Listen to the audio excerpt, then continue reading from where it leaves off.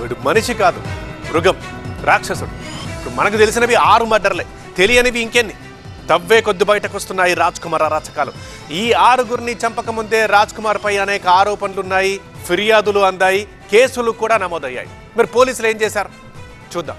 ఇంతకీ రాజ్ కుమార్ ఖాతాలో ఈ 6 కాకుండా ఇంకొక మర్డర్ కూడా ఉందా? ఇప్పుడు ఇదే ప్రశ్న, ఇవే ఆరోపణలు వినిపిస్తున్నాయి. 7వ మర్డర్ కూడా చేశాడా రాజ్ కుమార్? చేస్తే ఎవరు? బాలిక తండ్రిని కూడా చంపేసినట్లుగా ఆరోపణలు వస్తున్నాయి.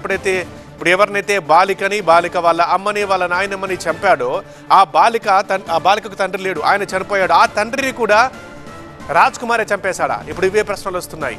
ఎందుకంటే గతంలో బాలిక తండ్రితో తిరిగాడు రాజ్ కుమార్ అని ఒకరోజు ఫుల్లుగా అతడి తాగించి బాలిక తండ్రిని చంపేసినట్లుగా ఇప్పుడు ఆరోపణలు వినిపిస్తున్నాయి.